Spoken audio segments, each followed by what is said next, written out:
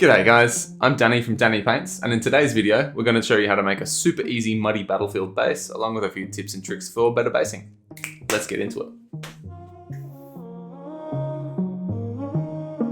Bases for your minis are usually the neglected younger sibling to your magnificent paint jobs, but I'm going to show you a few ways I go about using my bases to be a sort of force multiplier for the story I want my mini to tell. First up, I have a think on where I imagine my army to be from, or moving through, or going to. And in this case, I imagine them on a muddy, dirty battlefield full of footprints and debris. Next up is the what. What are they doing at the moment? Are they on the parade ground? Are they being inspected by the drill sergeant? Are they on campaign? What do you imagine your minis to be doing? For my army, I want them to be in the thick of battle, the mud and blood mingling with the corpses of their enemies. And round it out with the when. For example, have they just started marching? At the end of a battle? All of these things should inform the decisions you make around your methods and materials to tell the story that you want to tell. Next up is the rule of 3. It's a general rule of thumb that I go by to make my minis look interesting or to make their bases more diverse.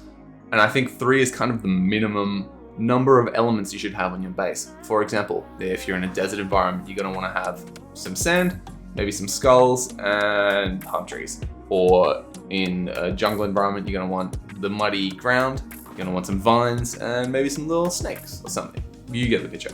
For today's tutorial, we're going with mud, tufts, and puddles. And finally, you're going to want to blend your minis into the bases. Sounds kind of weird, but it makes total sense when I get to it. Alright, we've got Vallejo thick mud in both the black and the European varieties.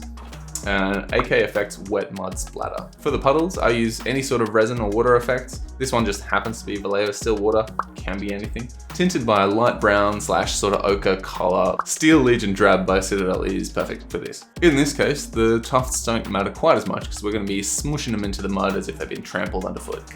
Most tufts come in big, kind of round, unnatural blobs, so make sure to cut them to size. And tools wise, all you're going to need is a stick.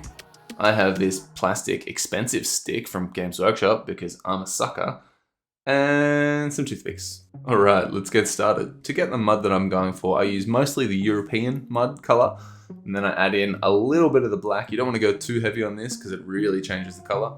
And then just pour in some of that AK stuff for effect. Once you've got that all mixed up, use your stick of choice to smother the base in this. The binder in these mud products is actually pretty strong, so they're going to be a bit sneaky here and take some shortcuts. Let's take our grass tufts and just mush them in. Yep, doesn't even matter if they're standing up or not. Mush, mush, mush. While you're at it, get a bit of extra mud on them. Lovely. Alright, and now for the actual sneaky bit. Stick the mini in. Stick the mini on. Just stick the mini on. The binder in the mud effect means that guy's going nowhere fast, and instead of floating on the top of the mud like Legolas, he's ankle deep in the stuff. Or knee deep, or waist deep. You decide, life isn't fair. You monster.